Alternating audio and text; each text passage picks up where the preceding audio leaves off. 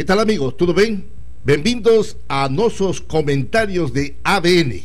Hoje nos encontramos com os jornalistas Flávio Pereira e Cristiano Costa. E vamos a conversar um tema quizá prematuro, mas muito importante: as eleições 2018. Quais são suas considerações, meu caro Flávio Pereira? Alô, amigos, prazer estar aqui nesta mesa. Eu tenho publicado no meu blog Flávio Pereira News e nos meus comentários nos veículos da Rede Pampa a minha opinião de que nunca tivemos uma eleição tão imprevisível como esta, e uma eleição onde há um desejo tão profundo de mudanças. O pessoal quer mudar, e isso justifica, Cristiano e José Roberto Revoredo, porque, por exemplo, os votos no pré-candidato Bolsonaro. Eu tenho visto pessoas assim qualificadíssimas dizerem que votam no Bolsonaro. Por quê? Porque eu quero mudar tudo isso. Essa é a justificativa. E projetam no Bolsonaro essa possibilidade. Eu vejo gente que quer votar no Alckmin e dizem: não, eu confio porque ele fez um bom governo em São Paulo. E eu encontro amigos, pasmem, que dizem que vão votar no Lula, porque dizem: não, o processo será anulado. Com esses e desses, eu fico com pena. Ou seja, você acha que é uma, de certa maneira, uma eleição, uma votação desesperada das pessoas? De certa forma, sim, um desespero por mudanças. Isso talvez justifique a baixa cotação, por exemplo, de um Geraldo Alckmin, que eu vejo como um bom gestor, mas que entendem que já é um político antigo.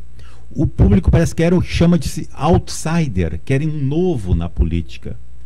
E eu não entendo, eles querem um novo, mas defendem um pré-candidato que está preso, o Ciro Gomes, que não é novo, o Ciro Gomes já está aí há 30 anos, mas o pessoal consegue ver ele como um novo, porque ele tem um discurso muito oportuno e oportunista. Que nos diz ao respeito, meu caro Cristiano? Olá, pessoal.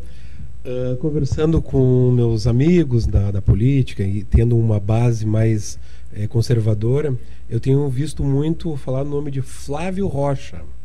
Flávio Rocha, ele é um dono das lojas Riachuelo. Ele já configurou entre os 40 mais ricos do mundo, né? E em torno de 15º do Brasil.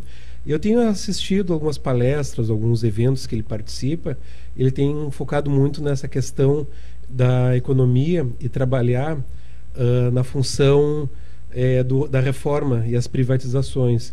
Então, seria muito interessante analisarmos, olharmos os detalhes que ele tem exposto, tem colocado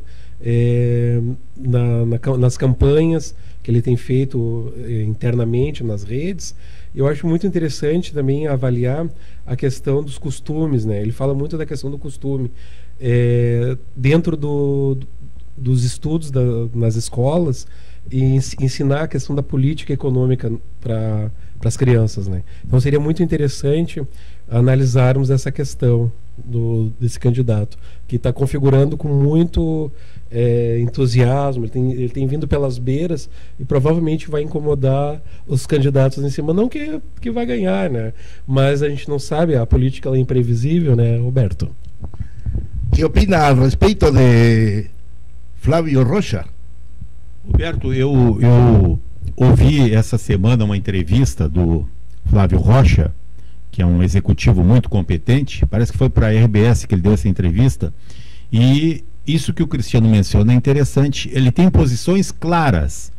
Ele promete privatizar a Petrobras, o sistema elétrico brasileiro e Correios e todas as estatais que dão prejuízo. E sobre costumes, eu achei corajoso. Ele disse que é contra o aborto, da mesma maneira que ele é contra a pena de morte, e sobre a questão de relações homoafetivas. Eu achei interessante a proposta dele. Ele disse que não é contra, mas que acha que isso tem que ficar como está hoje previsto no Código Civil. Ou seja, registra num tabelião, registra o juiz de paz de antigamente, como se diz, registra um casamento, menino com menina, menina com menina, mas não pode obrigar as igrejas a ferirem os seus dogmas e fazerem casamentos homoafetivos, salvo aquelas igrejas que tenham essa previsão. E eu achei interessante isso. Ele quer que a liberdade das igrejas seja respeitada e que não venha o Estado obrigar a que as corporações religiosas façam casamentos homoafetivos que não estão previstos nas suas relações tradicionais com os fiéis. Então achei bem transparente e concordo com o Cristiano. Está crescendo por fora o Flávio Rocha, especialmente porque ele já disse que não está aí para ser vice de ninguém. Ele quer ir como cabeça, como pré-candidato a presidente da República. E eu gosto desse tipo de discurso afirmativo, como é o do Flávio Rocha. Interessante a proposta. Quais seriam suas recomendações aos eleitores para estas novas eleições? Calma, tranquilidade? Bom, eu vejo que esse ano vai ser nos últimos 10 anos de eleições no Brasil, vai ser um ano muito conturbado. Eu estive dando uma analisada, fazendo um releasing dos candidatos que nós estamos acompanhando e que nós temos hoje para o pleito. Vai ser disputadíssimo. Teremos muitos candidatos tirando votos. Rodrigo Maia, Manuela, enfim, Rebelo, Meirelles, enfim, infinidade de outros candidatos. Mas vejo que o eleitor vai ter bastante opções, e a pauta de cada candidato que vai fazer a diferença. O seu plano de governo, suas metas a curto e a longo prazo, principalmente a curto prazo, que é o que o Brasil precisa, né? Seria a minha opinião para os candidatos, né? E para quem está acompanhando a política, a curto prazo os candidatos têm que colocar uma solução e teriam que colocar também uma expectativa daquilo que o povo está vendo e falar sobre essa expectativa. Eu acho que o candidato que conseguir enxergar a expectativa do povo e conseguir colocar as suas ideias e fazer um plano de governo, ele vai ter grande chance de ficar figurando entre os 4, 5 primeiros candidatos lá na disputa. Muito interessante. E quem nos diria ao respeito, nosso caro Flávio Pereira, especialmente aos eleitores, né? Pois bem, meus amigos, eu publiquei na semana passada, quando esteve em Porto Alegre o ex-ministro Henrique Meirelles, uma análise dizendo o seguinte: Meirelles não cresce nas pesquisas porque não faz discurso demagógico. Recebi muitas críticas. Tu é Meirelles? Não, é que o povo brasileiro, e muitos que estão me ouvindo vão ficar bravos. Eu não, mas como? Querem ouvir só palavras agradáveis, só querem mel nos ouvidos. Quer dizer assim, não precisa reforma da Previdência, não precisa mexer nas estatais, não precisa cortar gastos no orçamento público, não precisa gerir a questão da saúde, enfim, querem ouvir só coisas boas, não precisa mexer no teto de salários, que é de 31, 32 mil. Claro que precisa mexer nisso tudo, mas ninguém quer dizer isso com medo de perder votos. Ninguém quer falar que a reforma da Previdência precisa ser feita para ontem, sob pena de daqui a alguns anos não ter como pagar aposentadorias de R$1.000, porque tem que pagar as de 30 mil. Mas ninguém quer dizer isso para não perder voto dessas elites que ganham 30 e de quem ganha 1.000, porque essas elites, os grandes sindicatos desses setores que ganham 20 e 30 mil, começam a dizer que a reforma da Previdência é para atacar o trabalhador. E não é. Ela é para atacar quem ganha mais e talvez permitir que no futuro todos continuem ganhando suas aposentadorias. Enfim, o eleitor tem que ficar atento. O discurso demagógico, o discurso de que não é preciso fazer cortes, de que não é preciso mexer na Previdência, é um discurso mentiroso. E o candidato que diz isso está mentindo. Muito obrigado, meu caro Flávio. E a sua opinião, mediador? Bom, o povo quer saber. Não, neste momento estou como mediador e me reservo minhas opiniões. Vamos trocar de lugar, então. Não. Mais que Eu todo, quero ouvir a sua opinião. minha única recomendação seria mesura, tranquilidade, um bom análise dos candidatos, suas folhas de vida, não? E as propostas. Votar friamente pensando em seus filhos, pensando no futuro do país, não? Isso é muito importante.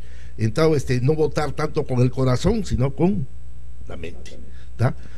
Suas considerações finais?